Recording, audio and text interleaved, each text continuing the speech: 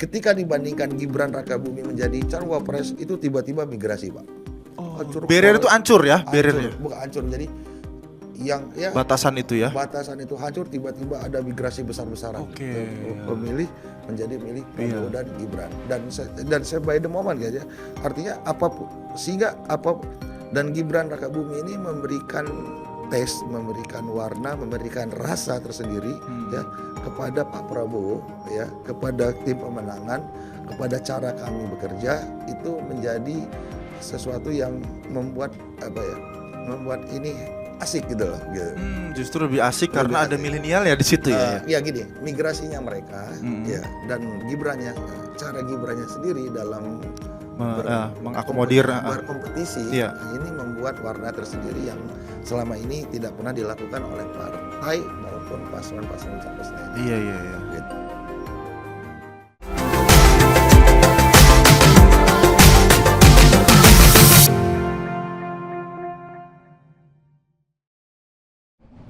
Yo, selamat datang di podcast Lampung Memilih. Tepuk tangan dulu dong buat semuanya. Ya, terima kasih udah setia ya nontonin podcast Lampung Memilih. Ini adalah episode udah lebih dari 10 caleg dan tim pemenangan dari Capres dan Cawapres. Ini udah datang 01, 02 dan 03. Nah, ini ada repeat order nih. Balik lagi nih, ada 02. Kita langsung aja kenalin, yaitu adalah sosok yang memang udah terkenal lah. Dia bisa disebut raja kontraktor juga nih. Ya, namanya adalah Yai Rahmat Mirzani Jausal. Beliau adalah Ketua DPD Partai Gerindra Provinsi Lampung. Kemudian saat ini juga menjadi Ketua Fraksi di Partai Gerindra di DPRD Provinsi Lampung. Juga sekaligus sebagai Dewan Pengarah Tim Kampanye Daerah atau TKD Prabowo Gibran di Lampung. Kemudian beliau juga saat ini sedang menjadi petahana calon anggota DPRD Provinsi Lampung di Dapil Lampung 1 Kota Bandar Lampung. Ya, selamat sore. Yai. Ya. Gimana kabarnya, Yai? Alhamdulillah. Ini kayaknya padat banget ini ya. Iya, ada 2 agenda yang harus kita selesaikan ya, baik Capres dan Cawapres maupun Pileg. Kita juga mau branding untuk diri ya, untuk Pileg ya, untuk kita juga ya. Tapi itu bisa berjalan seiringan ya. Ya. Oke, yang penting sehat lah ya, bisa jaga kesehatan. Ini banyak timnya udah solid banget kan ya. Nah, bicara Pilpres nih ya. Pilpres nih ya, memang garda terdepan nih bersama teman-teman Gerindra di Provinsi Lampung, juga partai-partai koalisi lainnya nih ya. Nah, selama sejauh ini seperti apa ya? Ini kan Gerindra kalau dilihat dari kansnya ini udah mulai nyalip, udah di puncak klasmen lah kalau bisa dibilang ya. Kalau kita lihat di pemberitaannya ya. Udah di atas angin deh ya, udah di atas. Nah, tapi untuk efeknya di daerah kita kan bawa Pak Prabowo dan Gibran. Nah, sejauh ini seperti apa untuk di Lampung nih, Yai? Baik itu antusiasme masyarakat maupun program-program yang akan disampaikan kepada mereka. Terhadap Prabowo Gibrannya dulu. Ya. Jadi kita jujur dari Partai Gerindra belum pernah sesemangat ini ya dalam melakukan konstelasi Pilpres gitu.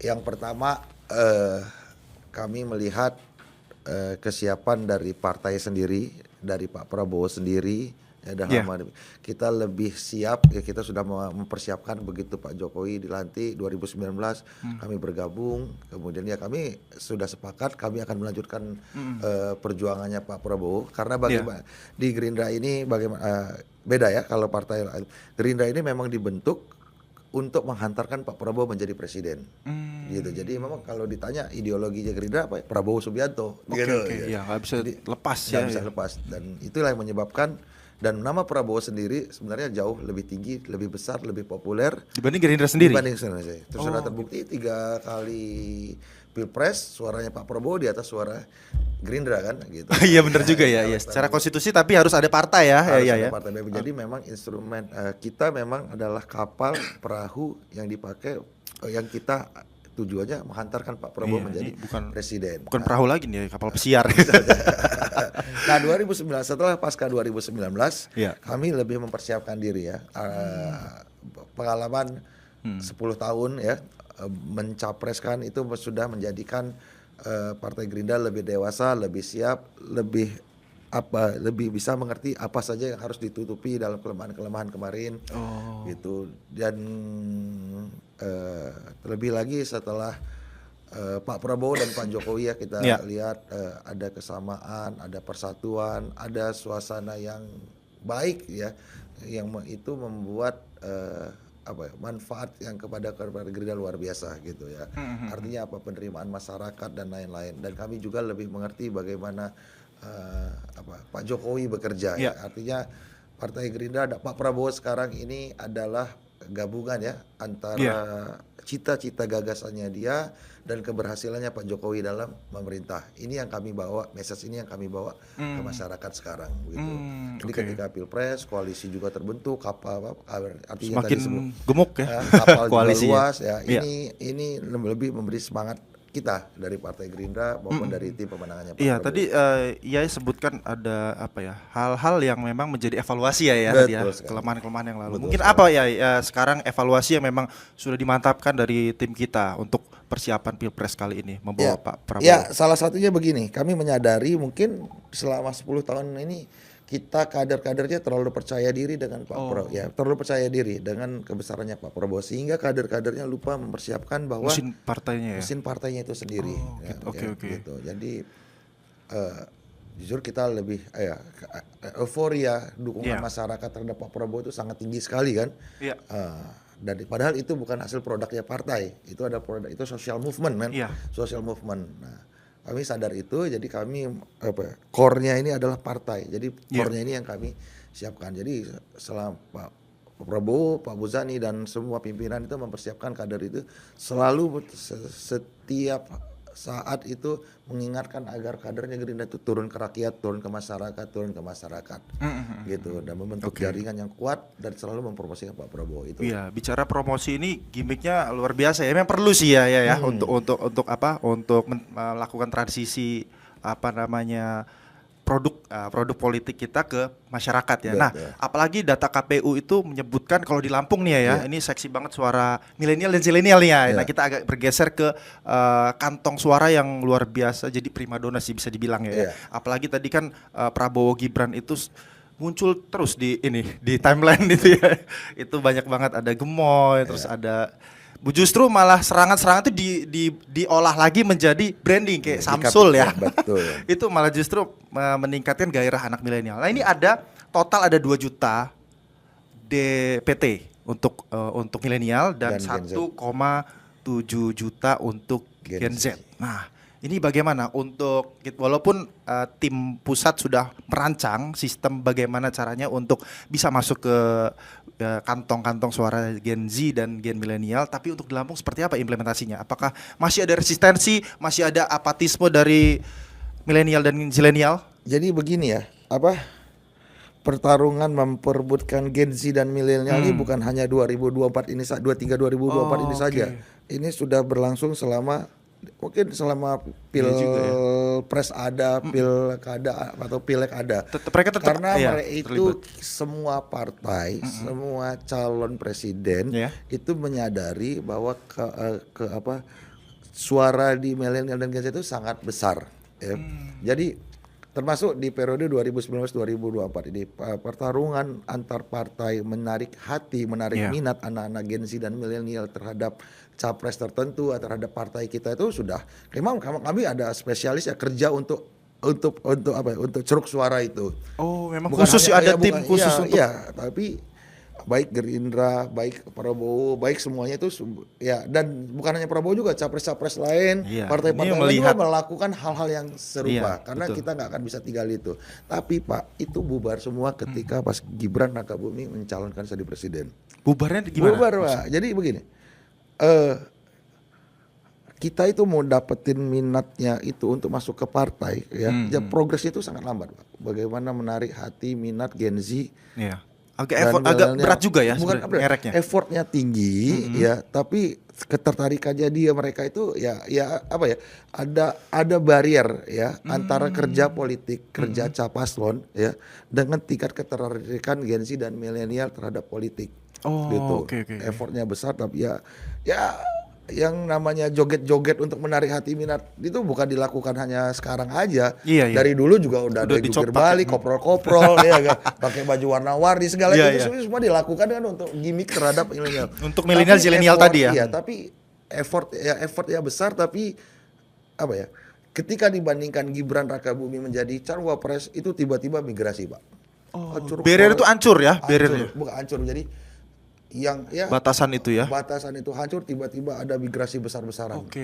Pemilih menjadi milih Prabowo dan Gibran, dan saya by the moment aja, artinya apapun, sehingga apa, dan Gibran Rakabumi ini memberikan tes, memberikan warna, memberikan rasa tersendiri ya kepada Pak Prabowo, ya kepada tim pemenangan, kepada cara kami bekerja, itu menjadi sesuatu yang membuat membuat ini asik gitu loh, gitu. Justru lebih asik Lebih karena ada asik. milenial ya di situ ya. Ya gini, migrasinya mereka ya, dan Gibrannya, cara Gibrannya sendiri dalam mengakomodir berkompetisi, Iya. ini membuat warna tersendiri yang selama ini tidak pernah dilakukan oleh partai maupun paslon-paslon capres lainnya. Iya. Gitu, Jadi Dan, ini ya bagi kita melihat kenapa migrasi ya, kenapa pindah gitu, karena mereka melihat ada wujudnya Gen Z atau representasi Gen Z dan milenial ada langsung di simbol milenialnya ada, jadi relate lah sama anak-anak mudanya ya. Itu bukan simbol ya, itu representasi perwakilan ya. Perwakilan anak muda. Ya, Gibran adalah mereka kan gitu. Oke, kan. iya, jadi lebih enak deketnya ya, ya, sama milenial. Mereka melihat keterwakilan milenial dan Gen Z itu ada di Gibran Rakabumi. Dan mereka melihat apapun yang terjadi dengan Gibran Rakabumi bersama Pak Prabowo itu adalah pertaruhan bahwa milenial dan Gen Z itu mampu menjadi pemimpin gitu. Oke,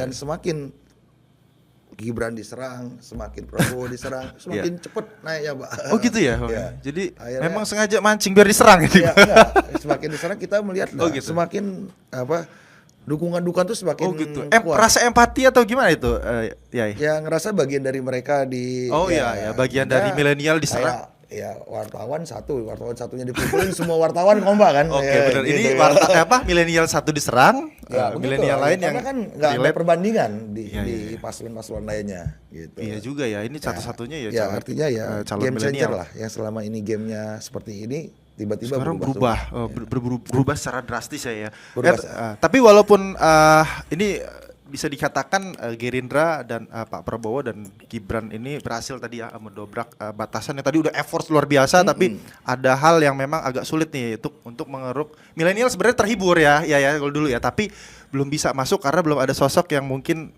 representatif tadi ya. Nah, tapi kan kalau untuk milenial kita bicara sekarang bergeser ke ke kebutuhan milenial ini ya. Nah, kalau milenial ini kan biasanya menaruh harapan ke calon presiden atau calon wakil presiden yang akan dia pilih untuk menyelesaikan problem-problem yang dihadapi nih sama milenial. Biasanya problemnya itu kalau milenial itu kan ada seperti pengangguran, UMKM dan lain sebagainya. Nah, ya bisa kalau untuk di Lampung ini apakah hal itu juga menjadi urgensi anak milenial untuk semakin yakin memilih Prabowo Gibran dan seperti apa ke depan visi misinya? Begini ya, Gen Z gini,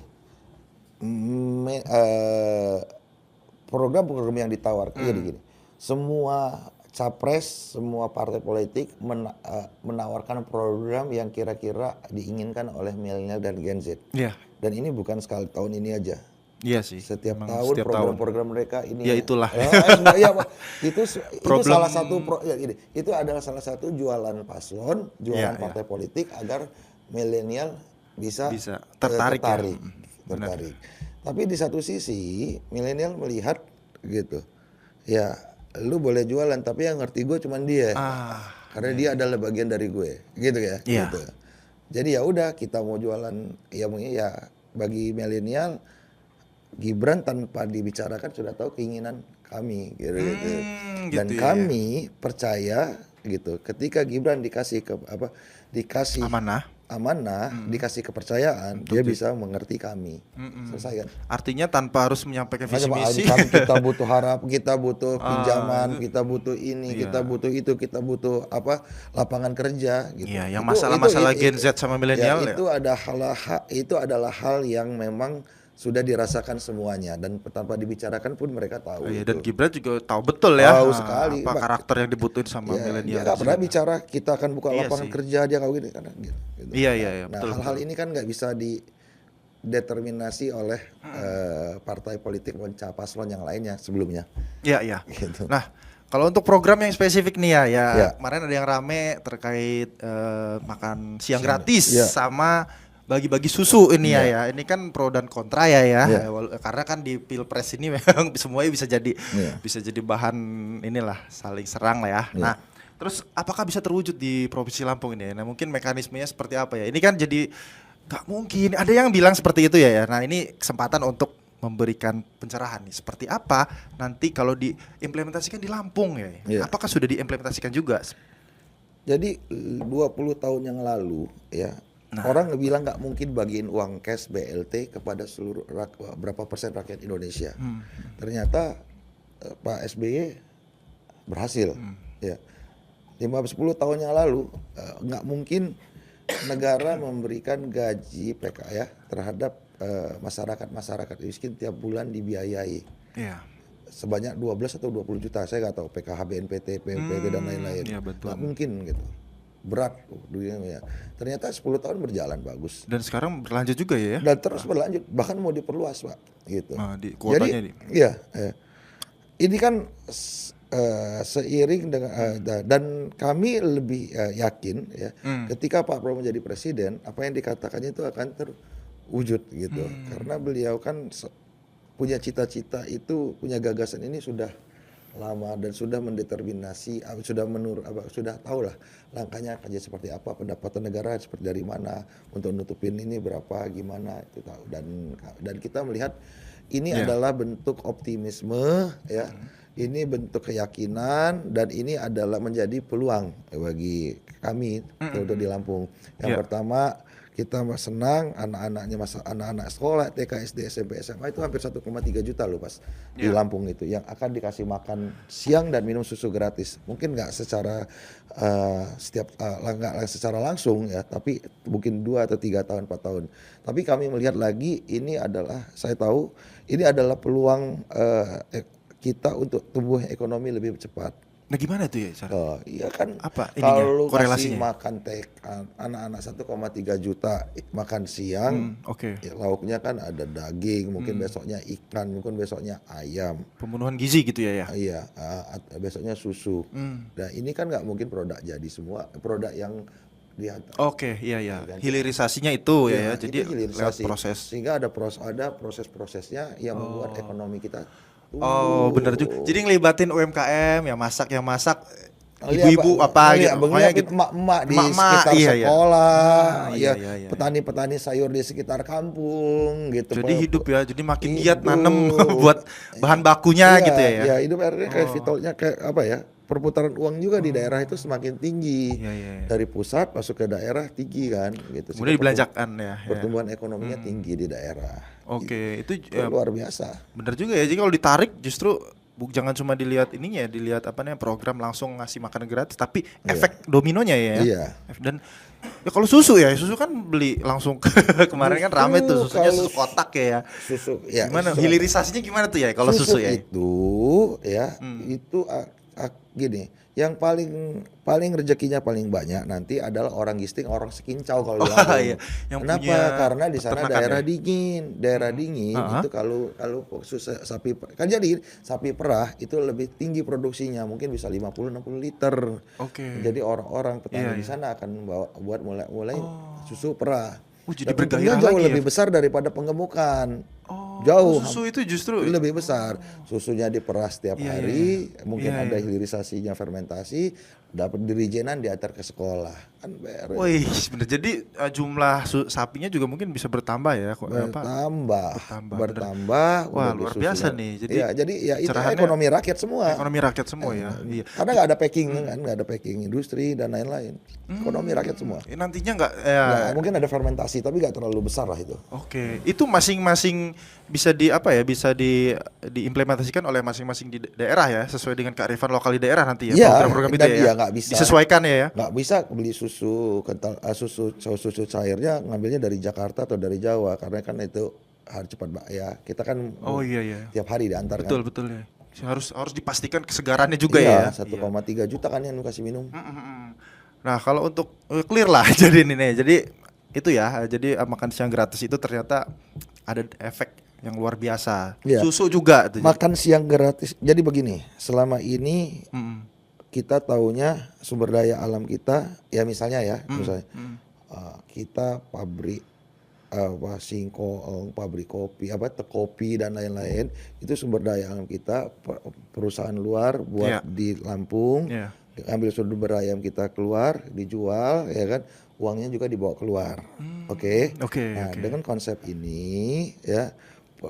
Dengan konsep ini uang negara atau uang luar negeri dibawa ke daerah, kan dibawa daerah kasih makan dan minum itu kan ke bawah daerah. Benar. Yang itu buat ekonomi rakyat. Iya, muternya di Jadi dalam ada negeri ya. capital flight, ini capital flow, ini capital inflow. Jadi itu uangnya itu masuk ke masyarakat. Balik Gitu. gak keluar ya. Nggak Ya, keluar. jadi ekonominya benar-benar Hidup. terbangun. Iya. Wow, luar biasa nih ya. Nah, kalau ini udah clear sih ya. Ini kan biasanya rame nih ya. Ini kayak mana nih makan siang gratis, mekanismenya ini kalau dihitung-hitung bisa ngabisin duit triliunan gitu Ya, kan ya. bagus dong. Ya bagus sih, ternyata bagus kalau muternya di Di dalam bawah. negeri. Luar biasa Kan itu. itu nanti kalau habis triliunan tapi Iya. buat di luar kita bahaya. Kalau di dalam bagus. Karena kan ekonominya hidup lagi, putar lagi, tumbuh lagi, bagus. Emang selama ini duitnya lari ke luar ya? Kalau untuk Kenapa? apa kayak tadi kalau ya lihat saat ini. Begini, komoditas Lampung itu ada 10 komoditas Lampung, iya kan? Iya, yang Yang unggul ya? Yang unggul. Mhm. Nomor 1 apa ya? Apa beras? Apa Salah jagung apa? Salah satunya apa ya? Salah satunya dari itu. Misalnya perkebunan apa ya? Nanas ya, nomor Nanas, nomor oke, dua nanas. di Nanas, dunia, gula Bang. ya, iya. Nomor 2 di dunia. Nomor 2, Bang. oke. Gitu, ya kan. Yang di sini kebunnya, ya kan? Kebunnya gitu. Yang punya sahamnya orang luar negeri. Lah iya, ya kan. Iya. Ya, terus itu Base-nya juga di luar negeri ya base-nya kan? juga di luar negeri, bayar pajaknya juga di luar. Iya kan? Iya, benar.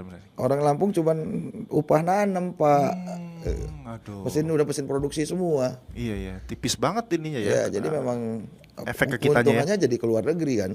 Berarti kita juga bertugas untuk memastikan nanti ya bahwa tadi siklusnya Ya, hilirisasi ini hilirisasinya di sini. manfaatnya untuk Dari dalam sini. negeri.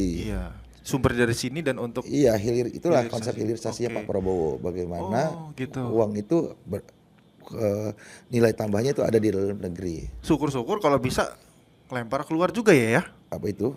Produk-produk kita ya. Produk kita tetap dilempar, cuman yang tadinya lemparnya cuman harganya murah, Iya, jadi iya. tinggi karena ada nilai tambahnya ada di dalam negeri. Wih, kalau minum susu makan gratis jadi gemoy juga ini. Nah, bicara gemoy nih ya. Iya. Jadi kan kadang-kadang kalau Pak Prabowo ini kan memang tegas lah ya sosoknya. Betul.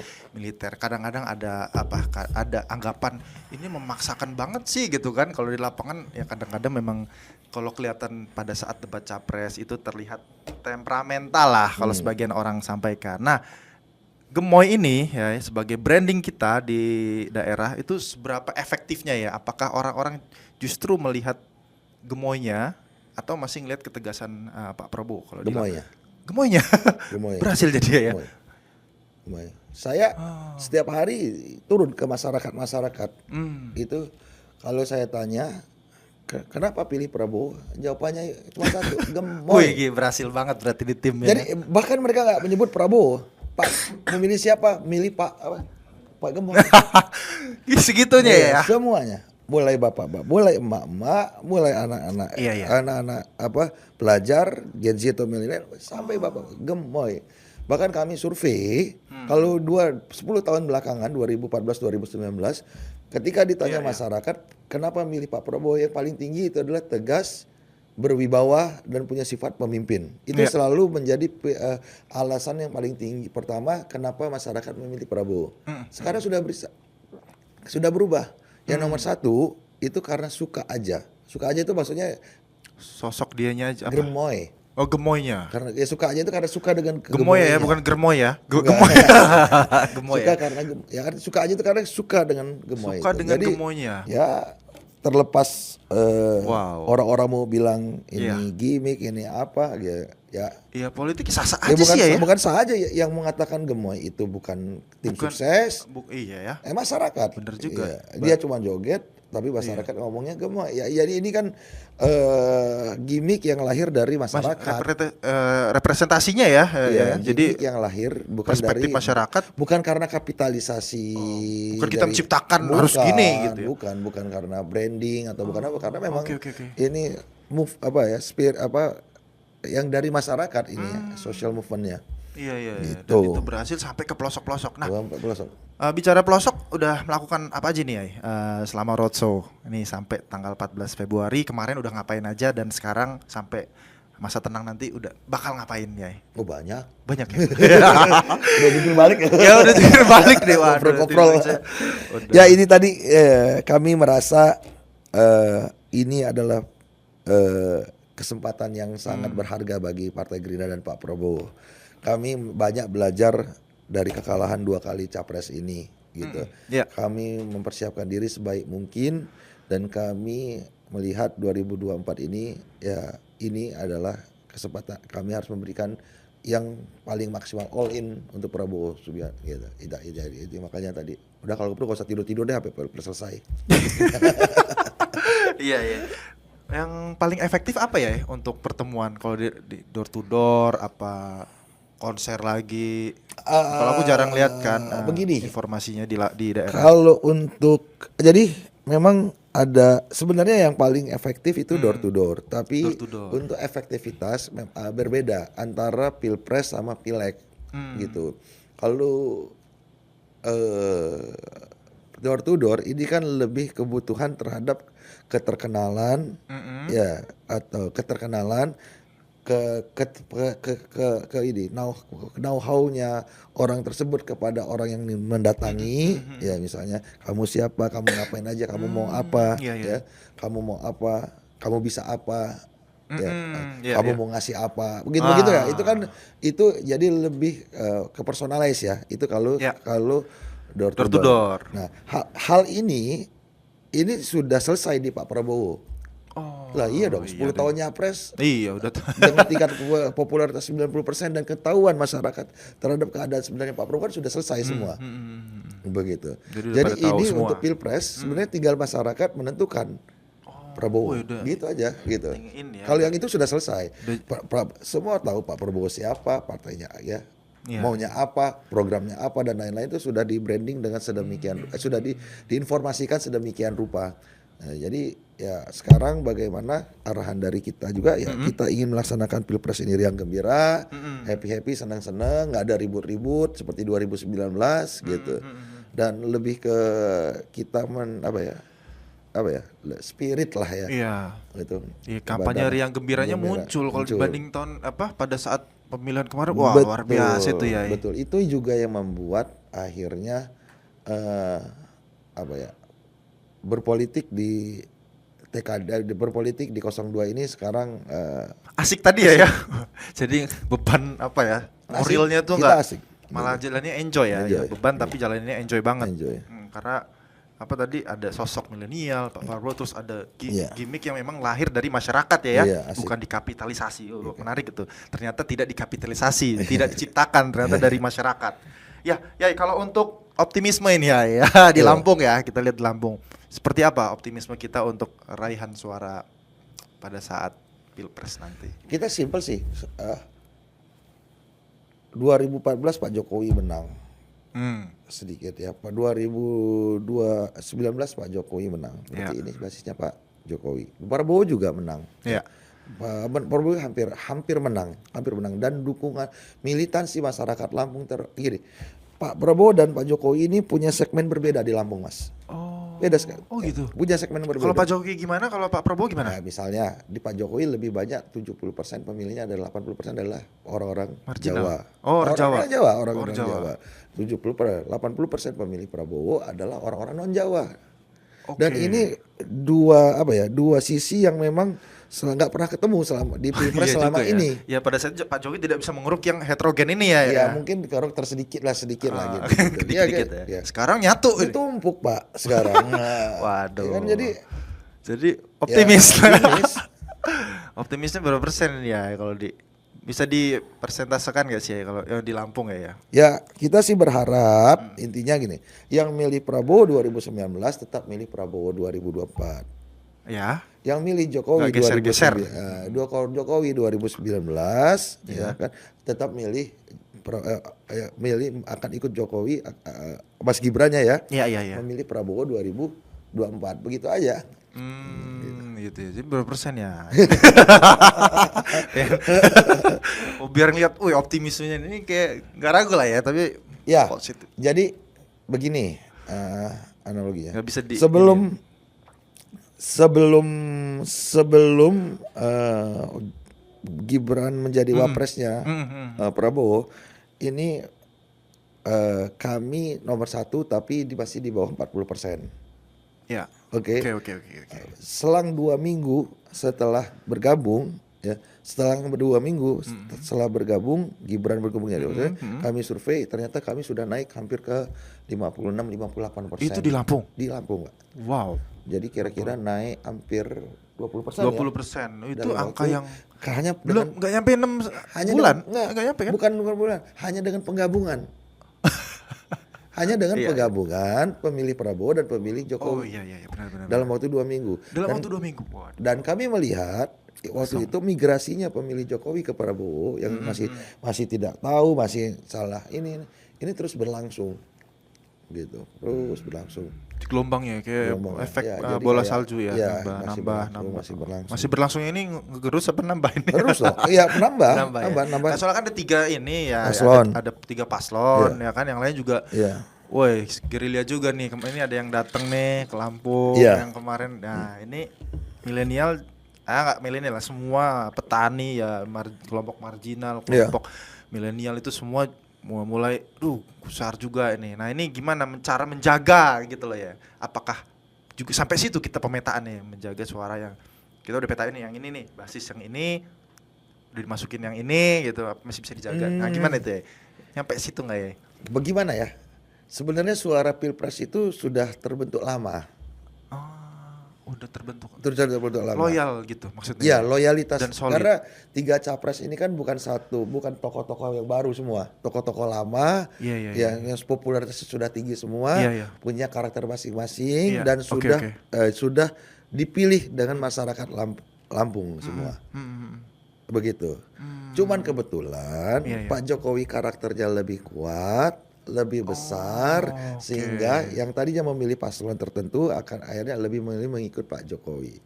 Gitu. Terkerek akhirnya ya. Jadi kita sih nggak khawatir ketika ini datang paslon 1 pindah, gitu nggak. Jadi nyantai banget kayaknya. TKD ya.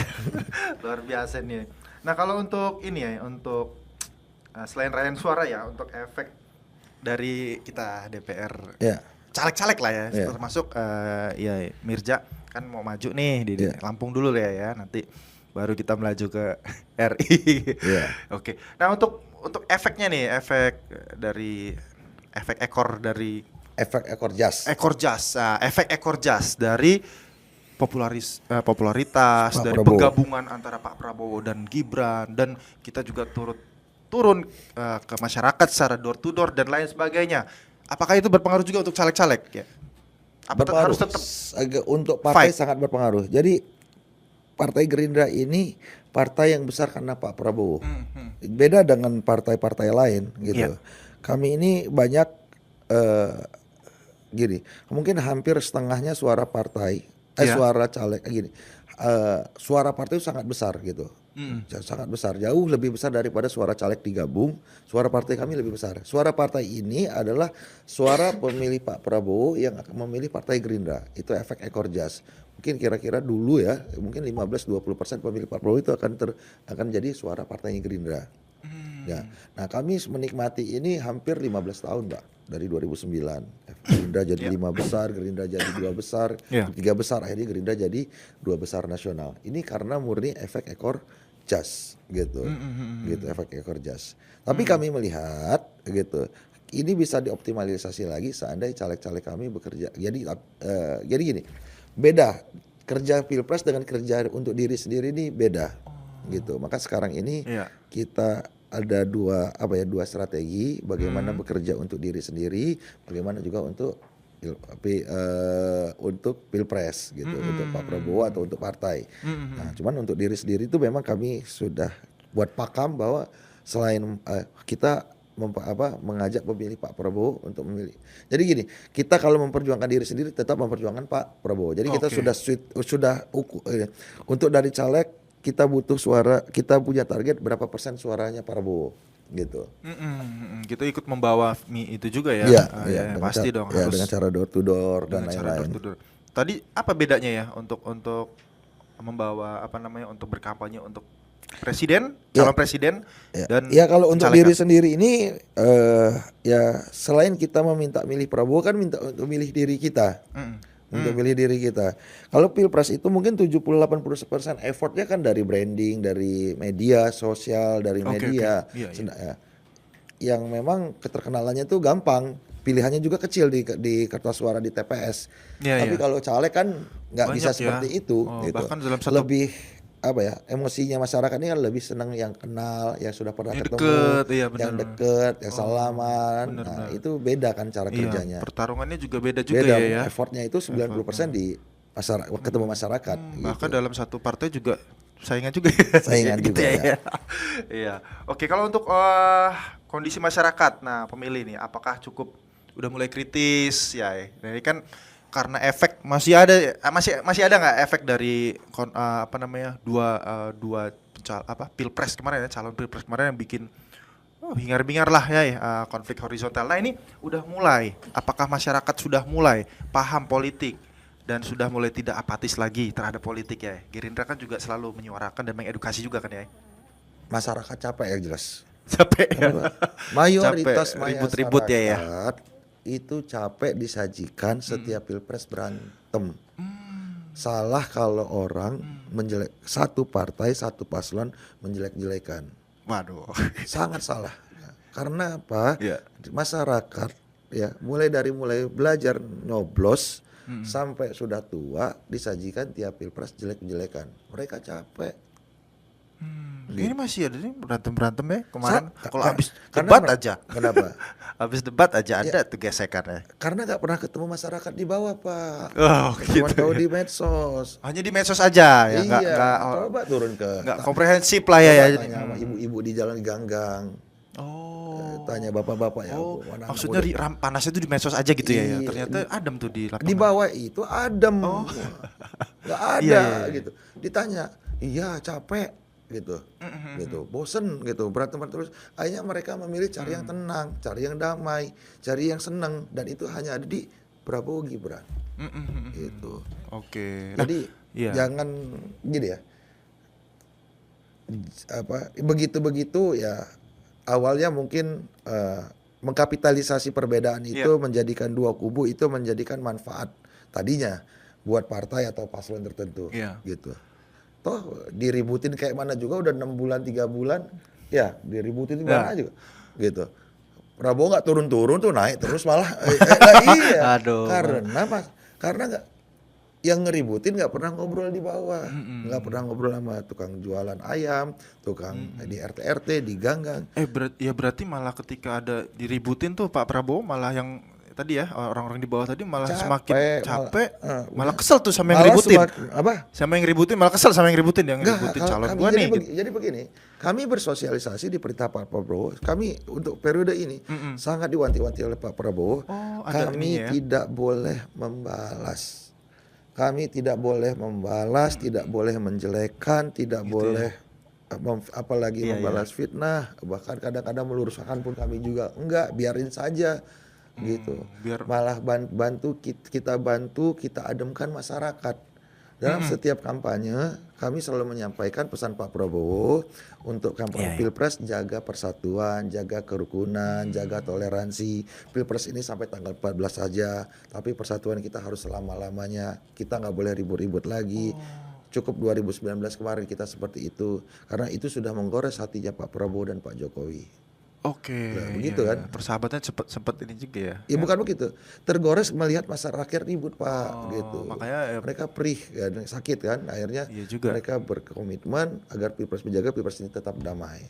Kalau damai, rukun, tentram, siapapun calon presidennya nanti bisa membawa Indonesia ini lebih cepat lebih maju. Karena kan suasananya kondusif ya. Kondusif. Iya, ini itu kepentingan itu lebih besar daripada pencapresan bagi Pak Prabowo. Wih, iya ya, penting banget ya. Walaupun nih gue. Gimana, cocok gak? Gas ya. Oke, gas gitu ya. Nah ya, tapi masih ada nih ya. Ini udah disuruh ini closing aja nih ya, tapi masih seru ini ya pembahasan ini. Kalau 02 seru. Kemarin sama sama Kak Amel, sama Bang Yunus, sama Bang Marizal juga lama juga itu ya bahasnya terkait ini. Nah, tapi kan gini ya, masih ada ceruk kantong suara yang masih labil. Ya, kalau bisa di pencapresan tadi belum mau memilih, masih netral gitu. Ada strategi khususkah untuk memastikan bahwa sebenarnya gue mau milih 02 tapi nanti deh gitu. Itu gimana cara untuk nge-push supaya benar-benar yakin memilih kantong-kantong suara yang masih ambigu ini? Gini, itu selalu ada. Yang penting jangan golput tuh. Suara yang bingung. Suara yang bingung itu masih selalu ada dan itu sampai last minute Pak. Tapi pada akhirnya 2 kali Pilpres, 3 kali Pilpres nih kita tahu pada akhirnya suara yang bingung ini akan menjadi ikut yang banyak mayoritasnya. Ikut yang banyak. Oh, ini secara psikologisnya. Secara psikologis jadi ketika orang bingung ya udah ikut yang rame aja deh. Yang mayoritas. Jadi kita nggak perlu kita sih nggak khawatirin itu. Yang itu udah otomatis ke yang banyak, yang happy, yang simpati. Jadi optimis yang banyak lah ya. Ya tapi kan yang tadi kan FOMO tadi ya. Oke. Tapi kan untuk apa tadi ya? Terkait dengan suara yang netral tadi, tetap ada effort juga dong ya.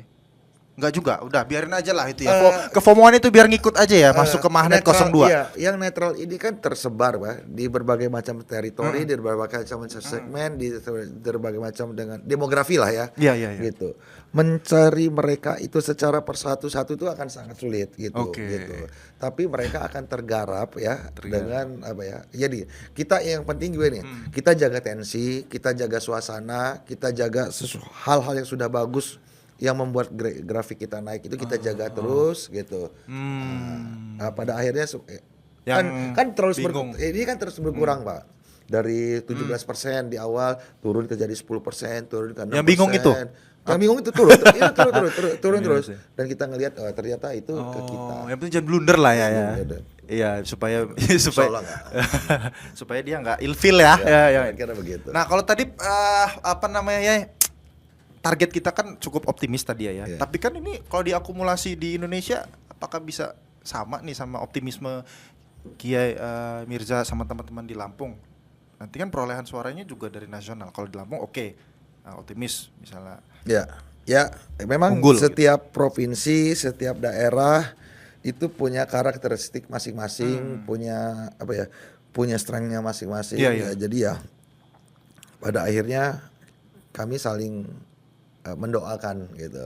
Semoga teman-teman semoga teman-teman di sana yang bisa berjuang bisa menang gitu. Sama semangatnya ya. Tapi ya itu intinya apapun caranya masing-masing ya, tapi yang penting kita semangatnya tetap sama. Iya, gitu. Yang penting tadi pesan Pak Prabowo jaga kondusivitas, itu. Jangan pakem dalam hal berpolitik kami itu sekarang. Oke. Kita harus pertama jaga persatuan, jaga kerukunan, jaga toleransi, tidak boleh menjelekan. Itu yang penting ya.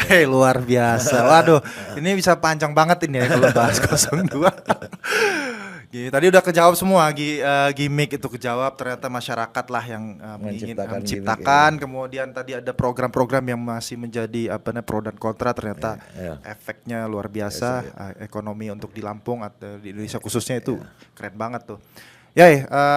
Mungkin yang terakhir kita closing statement dulu nih kepada calon-calon pemilih. Silahkan ya.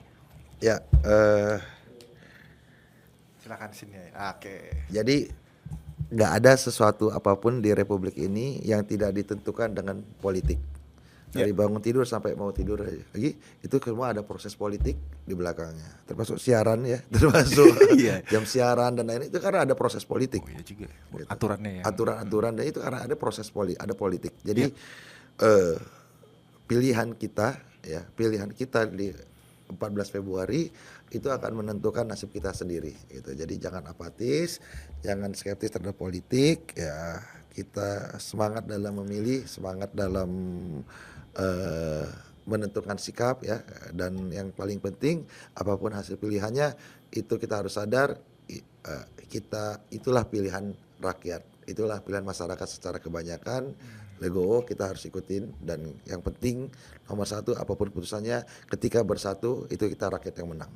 Waduh, benar. Kan kita politik ini kan untuk rakyat yang menang. Iya, untuk rakyat. Iya, Prabowo presiden atau bukan Prabowo presiden tetap rakyat yang menang. Tetap. Kalau kita bersatu gitu. Benar. Ya intinya jangan golput karena tadi produk-produk kebijakan-kebijakan itu lahir dari politik dari dunia politik, dan jangan sampai kalian apatis juga terhadap suasana politik ini. Kalau bisa berperan juga jadi masuk dalam lingkaran politik supaya bisa memberikan edukasi, terus bisa berkontribusi lah untuk masyarakat. Karena politik ini efeknya luar biasa tapi harus dijalankan dengan baik nih. Oke, terima kasih sekali lagi Yai Rahmat Mirjani Jausal adalah ketua DPD Partai Gerindra Provinsi Lampung bersama dengan tim ada Kak Dina nih, senior saya ini. Ketua tim media saya. Ini dia nih. Lawannya Tom Lembong ini. Dina Lembong. Iya, luar biasa. Terima kasih banyak ya tim ya. Oke, itu tadi ya pembahasan kita menarik sekali nih. Kalau nggak dibatasin waktu bisa panjang banget nih kalau ngobrolin tentang 02 nih. Ya sekali lagi terima kasih buat tim semua dan kru-kru yang bertugas. Gua akhiri, wassalamualaikum warahmatullahi wabarakatuh. Waalaikumsalam warahmatullahi wabarakatuh.